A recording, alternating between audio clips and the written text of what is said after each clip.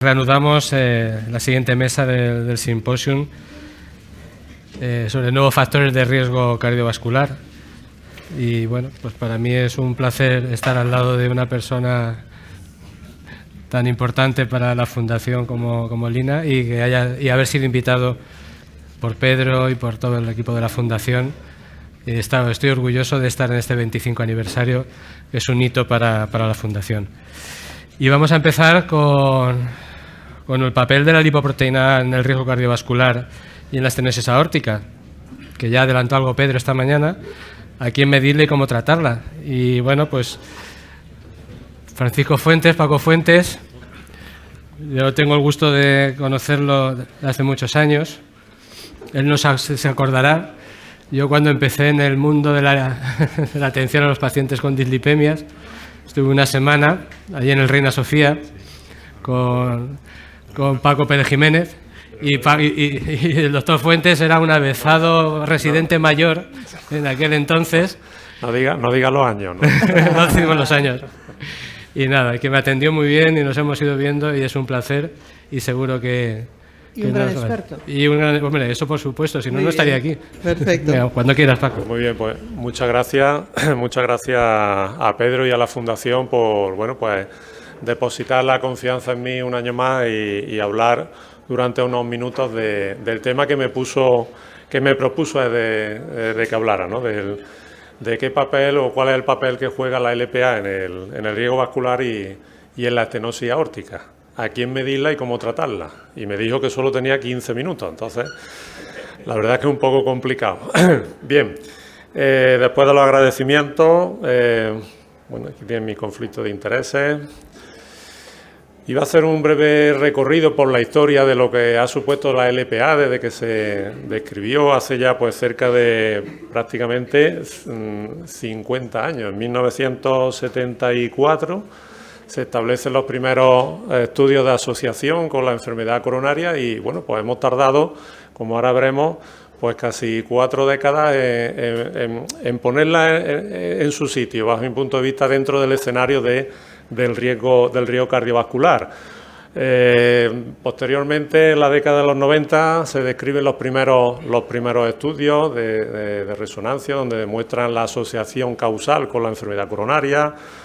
Más tarde se identifican los SNP, que motivan niveles altos de LPA, pero no es hasta 2013, o sea, hace 10 años, cuando se identifican a la LPA por estudios de GWAS como factor de riesgo de estenosis aórtica calcificada. Y bueno, pues ya en estos últimos 10 años ha sido una carrera, la historia se ha acelerado, la cantidad de estudios que han posicionado a este factor de riesgo, ya no podemos decir nuevo, ya un factor de riesgo cardiovascular clásico, han sido innumerables.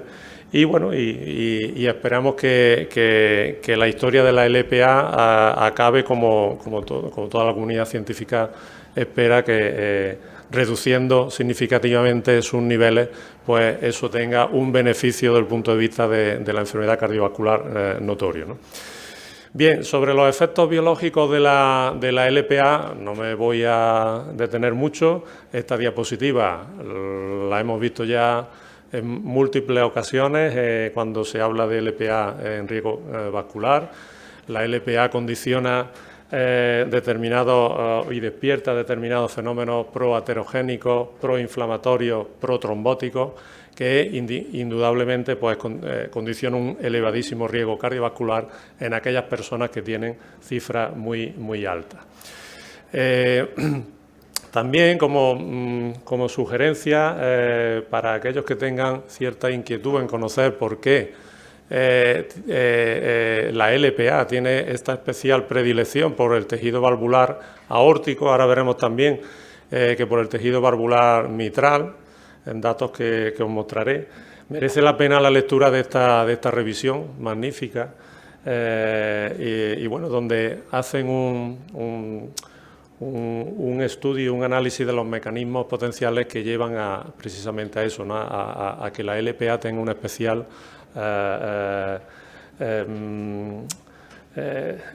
digamos un target especial sobre la válvula aórtica.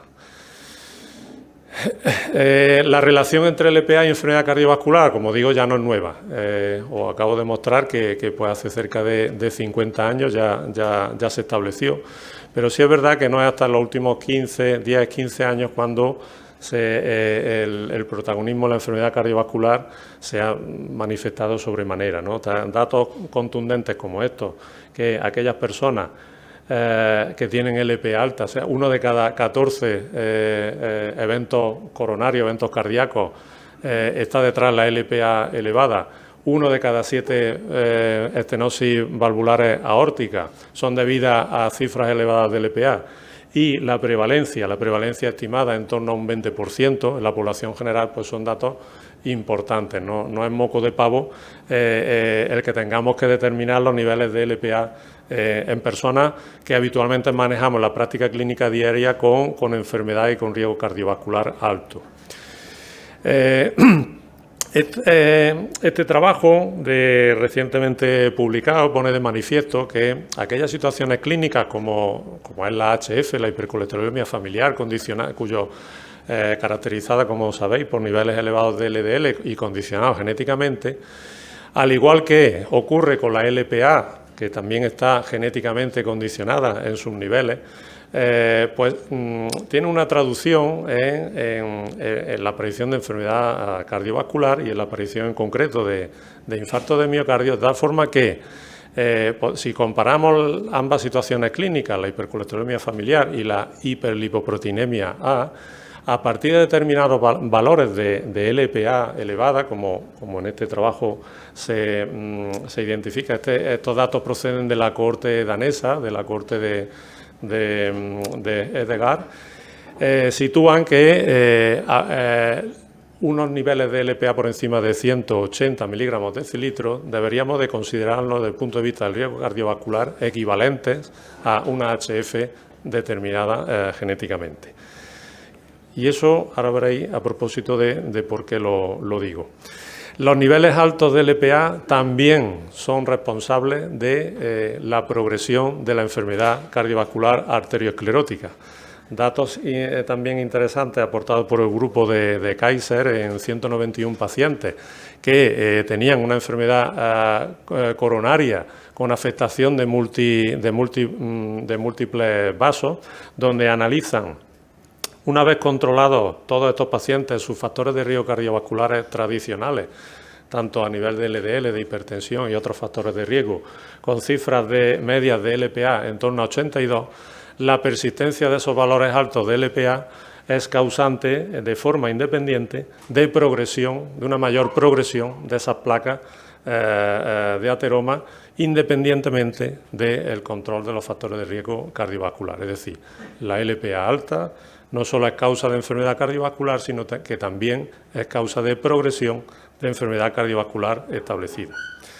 ¿Y qué pasa con la estenosis aórtica? Con la estenosis aórtica, datos procedentes del grupo sueco de Goddard, ponen de manifiesto que a mayor percentil de LPA, menor intervalo libre de afectación de válvula aórtica, es decir, o lo decimos al contrario, una mayor probabilidad de tener una estenosis aórtica calcificada. Del estudio Copenhague, datos muy interesantes, como os comentaba antes, a propósito de que no solo es la válvula aórtica la que se ve afectada de forma manifiesta y notoria, sino que también la válvula mitral también se ve afectada a consecuencia de cifras altas de LPA. Y en aquellas personas que tienen mutaciones en el gen de la LPA y que le condicionan valores elevados de LPA, tienen una mayor tasa de estenosis valvular aórtica calcificada.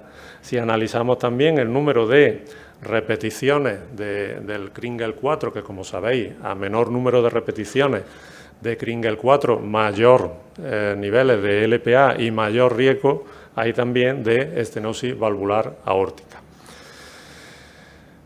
También muy interesante el análisis que se plantearon en este trabajo, también del estudio de Copenhague, que es muy recientemente publicado, donde querían analizar si el papel de la inflamación de bajo grado, la inflamación medida con los niveles de PCR, tenía algo que ver o influía o determinaba que los pacientes con LPA alta tuvieran un mayor riesgo de estenosis valvular aórtica, y básicamente concluyen que independientemente de cómo esté la PCR, los pacientes con LPA alta van a tener una mayor probabilidad y un mayor desarrollo de estenosis aórtica calcificada. Y en el peor de los escenarios, en aquel grupo de pacientes por encima de 70 años que tenían cifras de PCR igual o mayor a 2 miligramos decilitro y una LPA por encima de 70, este riesgo se multiplicaba por 3 y por 4, tanto en hombres como en mujeres. Y no solo el riesgo de estenosis valvular aórtica, sino también de enfermedad cardiovascular arteriosclerótica.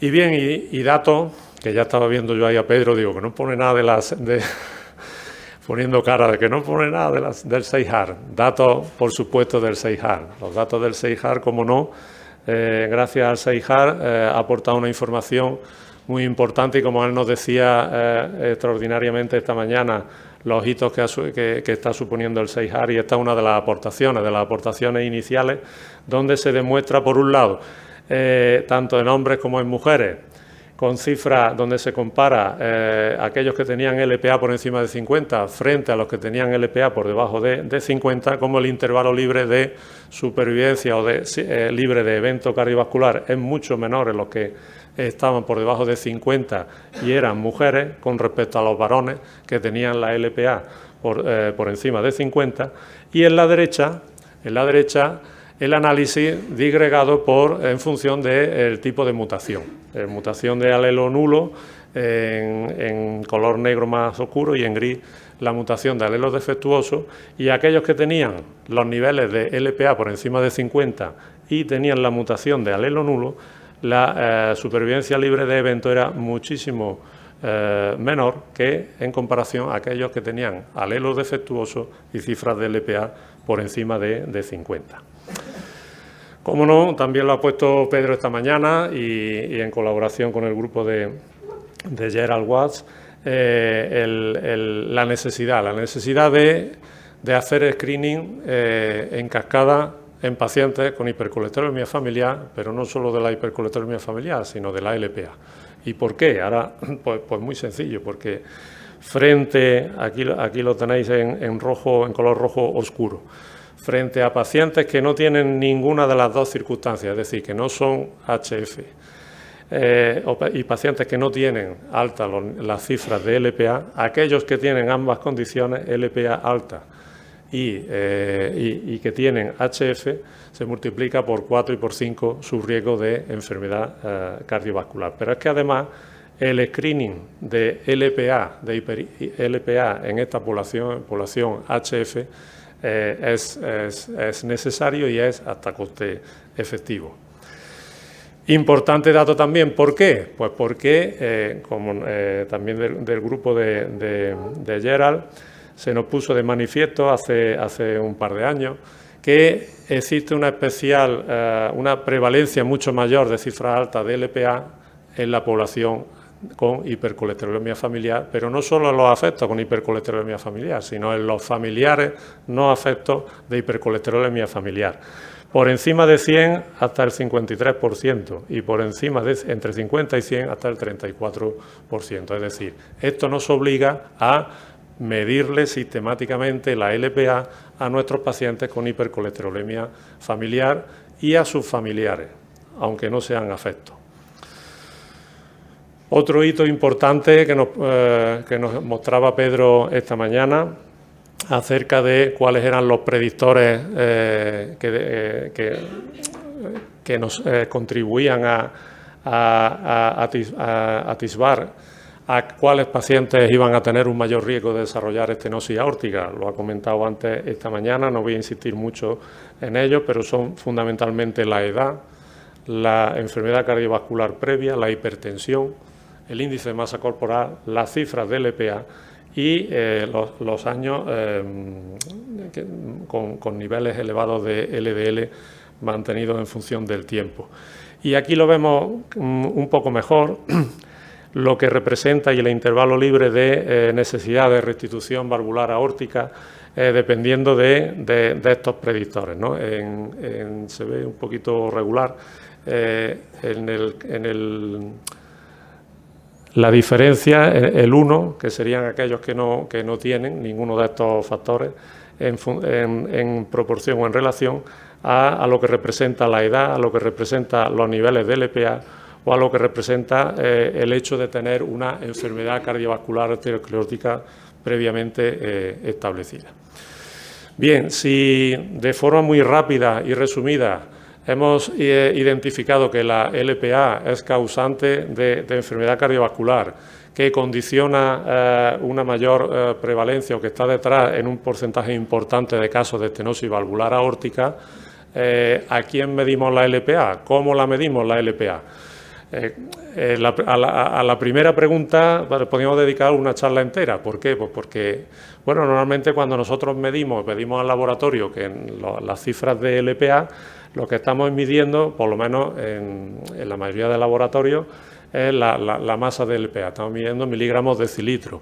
Es verdad que los que ahora estamos participando enrolados en varios ensayos clínicos con fármacos anti-LPA, nos están dando en nanomoles litro, nos están dando el número de, las partículas de LPA.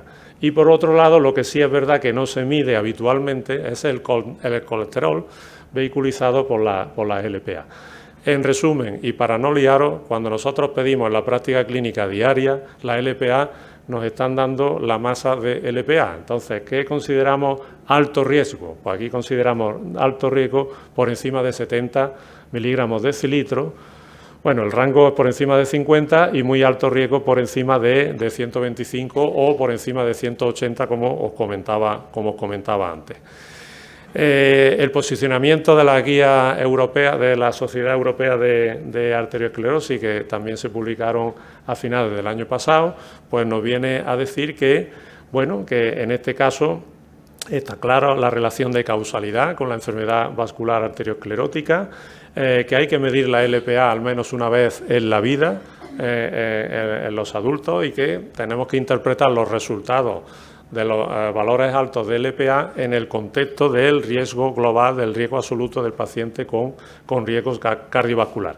Y que en aquellas circunstancias en las que nos encontremos con un valor de LPA excesivamente alto, pero que esté en prevención primaria y que no sea una HF, que sea un paciente que no...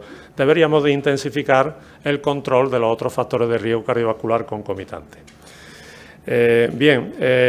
Resumen en este posicionamiento que la LPA debería ser medida al menos una vez en todos los adultos para identificar situaciones, aquellos que tengan un alto riesgo cardiovascular, que el screening se recomienda en todos los jóvenes con una historia previa de ictus isquémico o una historia familiar de enfermedad cardiovascular arteriosclerótica prematura o con cifras de LPA muy altas, sin ningún otro factor de riesgo cardiovascular asociado identificable.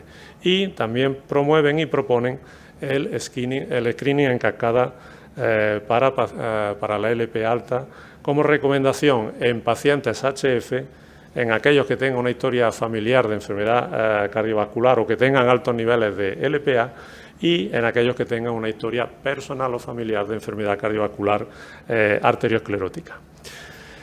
Y esta es la propuesta que nos hacen dos jóvenes promesas que están en este foro, como son el doctor Alonso y el doctor Mata, que en una reciente editorial han publicado pues hace apenas unas cuantas semanas, donde hacen la propuesta en base a todos estos datos previos que he ido desglosando de screening de la LPA.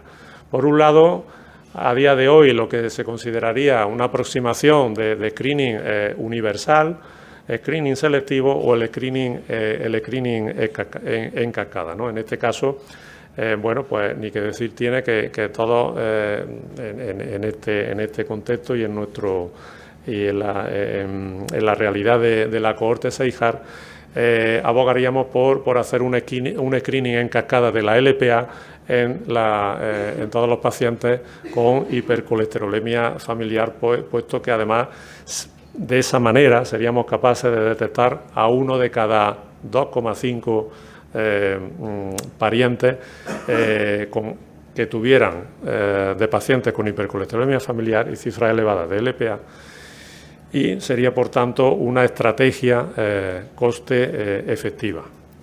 Y también ante la pregunta que nos podíamos hacer de si la LPA verdaderamente modifica el riesgo vascular, claramente sí. Si nosotros, utilizando una tabla que me gusta, aunque ahora mismo no podamos poner aquí fármacos, porque todavía seguro que en un futuro los vamos a incluir ahí, utilizando la estratificación con la herramienta SCORE, suponiendo que tenemos pacientes con SCORE estimado bajo, indiscutiblemente la presencia de cifras cuanto más alta, mayor de LPA, incrementa notoriamente el riesgo de enfermedad cardiovascular, con lo cual está claro y hay evidencias contundentes que nos demuestran que efectivamente la LPA modifica el riesgo vascular del paciente, tanto en prevención primaria cuanto más cuando está en prevención secundaria. ¿Podemos modificar la LPA con estrategias no farmacológicas? Bueno, aparte de que no se ve, disculpad, pero bueno, ya os adelanto que ninguna de forma efectiva, salvo los inhibidores de PCSK9, que ahora vienen más adelante, que no están aquí puestos. Curiosamente, hay un fármaco antiinflamatorio que es el tocilizumab, que es un anti-IL-6 y tiene demostrado descensos de la LPA de hasta un 40%. Estudiando y preparándome la charla lo identifiqué, no tenía yo conocimiento. Bien, fármacos anti-LPA, ¿a quién tratar? Bueno, a día de hoy la estrategia es tratar los otros factores de riesgo cardiovascular modificables de manera intensiva en aquellos pacientes que tienen cifras altas de LPA, porque no tenemos otra solución. Sin embargo, ya desde hace años conocemos que los inhibidores de PCSK9, tanto evolocumab como alirocumab, pueden reducir las cifras de LPA en torno a un 20, un 30%. Y bueno, de momento no tienen indicación en su ficha técnica de utilizar para el tratamiento específico de la LPA, pero es un efecto beneficioso y que añadido al que aportan ya los inhibidores de PCSK9. Por suerte, digo por suerte porque en los últimos años, estoy acabando, en los últimos años vienen nuevos fármacos con una potencia extraordinaria que son capaces de reducir las cifras de LPA, necesitando reducciones, como todos sabéis, para conseguir beneficio clínico importante y significativo, reducciones de entre 50 y 100 miligramos decilitro de las cifras de LPA, y eso lo podemos conseguir a día de hoy con varios fármacos. Vienen 4 fármacos en camino: Pelacarsen, Olpasiran, este otro es LN360 de Silent Therapeutics, y vienen también otro fármaco de Lilly. El primero de ellos, Pelacarsen, que lo desarrolla Novartis e Ionis, es un oligonucleótido antisentido, y los otros 3 son RNA de interferencia. Bueno, pues están aportando unos resultados muy prometedores.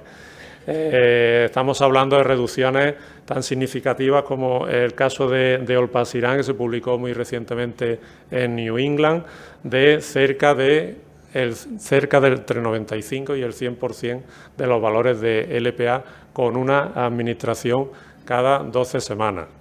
Y estamos hablando del el que está en su fase más avanzada, porque está en ensayos clínicos estadio 3, que es Pelacarsen, que también reduce de forma muy significativa, en torno al 80%, las cifras de LPA.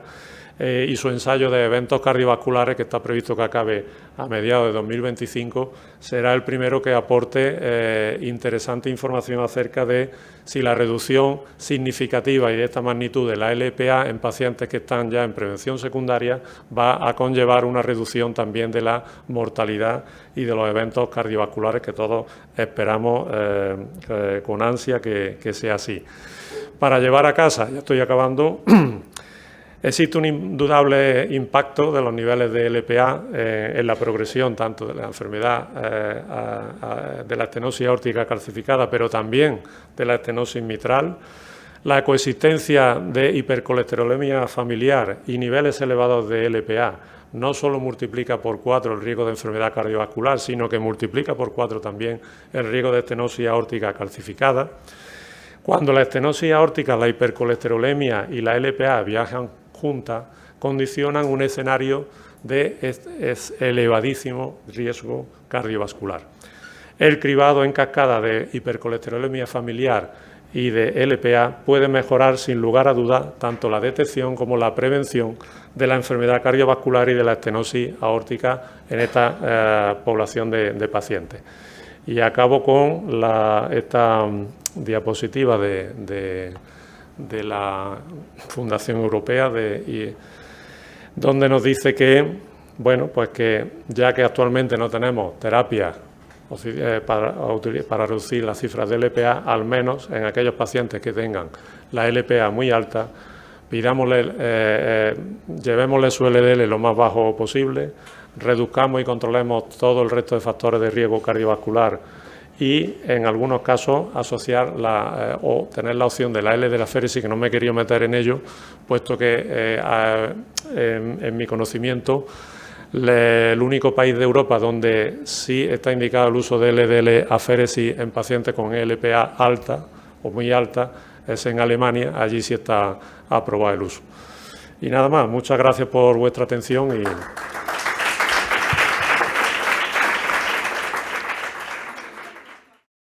Ahora, por favor, los tres venir a la mesa. Vamos a discutir muy brevemente porque vamos tarde y yo sé que hay gente que se tiene que ir, pero bueno, yo creo que está abierta la mesa. Podéis hacer preguntas si tenéis alguna pregunta. Está todo el mundo muy preocupado. Sí, puede, claro que sí. Sí. Una pregunta a Teresa, que me ha parecido muy interesante. A ver, esto siendo muy optimista, ¿para cuándo podríamos disponer de un marcador que pudiéramos añadir a la fórmula? Exactamente, a la fórmula, que con una gotita de sangre... La verdad es que esto es lo que estamos deseando todos y es nuestra finalidad. Yo creo que el proyecto que nos han dado ahora puede dar un impulso muy fuerte, pero decir que cuando finalice el proyecto ya seremos capaces de cambiar la fórmula, esto también es ser optimista, porque una cosa es que lo encontremos. Sabes muy bien que los primero que nos pedirán, y Pedro es muy experto en esto, es que lo validemos en cortes independientes. O sea, aunque lo validáramos en toda la corte Safeguard, no sería suficiente. Tendríamos que ir a cortes totalmente diferentes, o sea, independientes de la nuestra. Y también para ello se tienen que desarrollar, y hay gente trabajando, pero todavía no está 100% establecido, técnicas que sean fáciles, reproducibles y relativamente rápidas para poderlas utilizar en los laboratorios clínicos, que de alguna forma se pueda añadir a fórmulas. ¿Contestaciones cortas? Perdón, porque hay algunas preguntas Gracias, excelente los tres. A la doctora Carrera quería preguntarle si se debe validar los scores poligénicos en los diferentes países, en las diferentes poblaciones. Bueno, obviamente sí. pero siempre o sea, no en España, Italia o Francia, que sería también óptimo, pero también por grupos poblacionales. Sí, obviamente, sí, porque se ha visto, como he presentado en la diapositiva que se veía, los resultados de rendimiento en la población global y luego diferenciado entre europeos y minorías, que existen diferencias, básicamente porque la inmensa mayoría de los variantes que se utilizan en estas puntuaciones han sido identificadas en chihuas y la inmensa mayoría de los chihuas es con población europea o de origen europeo, con lo cual hay que verificar que en una población diferente, asiática, hay que confirmarlo. Gracias. José Luis. Muy breve.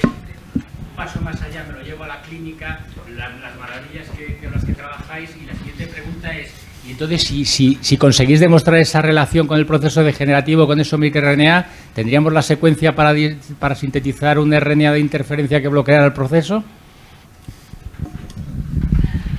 Bueno, se están haciendo, sí, una síntesis de una secuencia, además secuencias del tamaño de los microRNAs es relativamente fácil, porque son 20, 30 nucleótidos. La respuesta es sí. Perdón. No, porque le gusta hablar, a Teresa. A ver, que había más preguntas, sí. A ver, Ovidio, y después Jesús. A ver, ¿puedes hablar alto? Sí. Marta, has dicho que en algunas circunstancias podría tener sentido hacer una cascada de poligénicas, ¿no? Pero bueno, esto es lo que apuntaban estos autores, dado que el 44%... Bueno, quería saber tu opinión en el sentido de hasta qué punto merecería la pena en niños o en jóvenes o en gente todavía no por debajo de los 30 años, por decirlo así, en el que supuestamente esos poligénicos aún no van a tener cifras altas de colesterol. ¿Cómo se correlaciona esto? ¿Qué opinas? A ver, mi opinión es que en niños no lo vería demasiado claro. Para poligénica, no estamos hablando de monogénica, que a partir de los 20-30 años quizás sí. Y cuando hablamos de cascada familiar para poligénica, lo que se ha visto es en hermanos, no ir ni a padres ni a hijos, porque tiene que ser hermanos que reciben información genética de los mismos progenitores. Estaríamos hablando de hermanos. A mí, si me permites, dentro de esta pregunta, has demostrado en una diapositiva cómo el riesgo poligénico por sí solo no daba mucha evidencia, pero cuando se asociaba a factores clínicos aumentaba. Pero no nos estamos doblando el efecto de un riesgo, porque en el riesgo poligénico puede estar contribuyendo a aquellos genes que contribuyen a diabetes, que contribuyen a la hipertensión, que contribuyen... eso es lo digo porque estoy en el European Heart Journal, vemos muchos artículos y yo creo que se duplica el riesgo que ya te lo ha de pescar el poligénico. Claro, esto depende de la puntuación del GRS o PRS, que suena muy mal, que utilices. Si utilizas GRS o PRS muy amplios, con variantes que cubran todo el genoma, entonces sí, puedes estar duplicando la información. En nuestro caso, en el desarrollo se hizo una selección muy acurada, no sé si estricta, muy estricta, para identificar únicamente variantes asociadas con la predisposición, pero que no estuvieran relacionadas con factores de riesgo clásicos, para que no, sobreevaluar lo mismo y aportar información pronóstica diferente. Claro, pero en los artículos que he referenciado no tenemos esa información, ¿no? No, es algo a no necesariamente. Sí. Jesús, y luego tú tienes preguntas, ¿verdad? ¿Alguna? Jesús.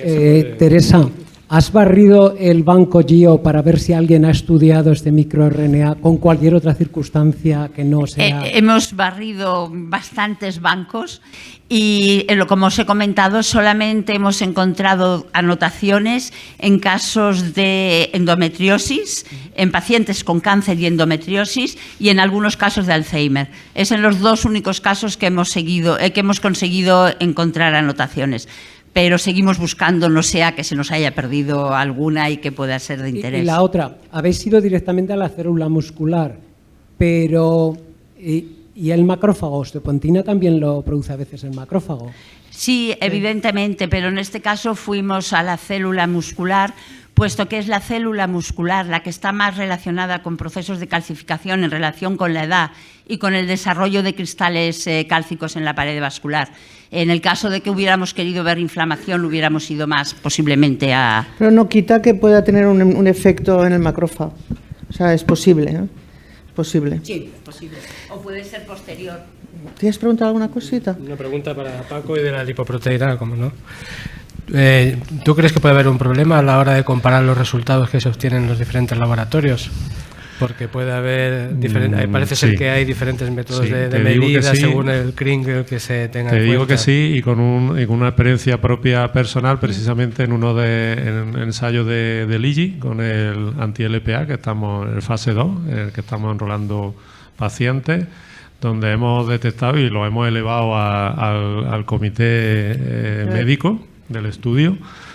Estoy hablando de diferencias de 80 miligramos de decilitro arriba y abajo de nuestro laboratorio con respecto al laboratorio de referencia del ensayo. Y bueno, pues lo están evaluando y lo están mirando. Cambia el perfil. Y una cosa, quizás al hilo de lo que has dicho, aparte de las guías clínicas de los pacientes con HF, en los familiares de pacientes HF no HF, ¿no habría que hacer un adendum, un marcado de mídales la LPA y háganles un ecocardio cada X tiempo? Mirar la LPA seguro, sí. Y la ecocardio, bueno, pues ya... sí. Lo que pasa es que esos resultados pueden ser asociativos y no necesariamente vinculados, ¿no? Claro, claro. Habría que... Sí. Pero sí. Bueno, es un factor de riesgo. Sí. ¿Hay alguna otra pregunta? Pedro. La pregunta que tú has hecho, simplemente los revisores del artículo ese que publicamos nos dijeron precisamente que si podríamos añadir algo para ver cómo podríamos intentar detectar una estenosis aórtica que no llegase a ser tan invalidante.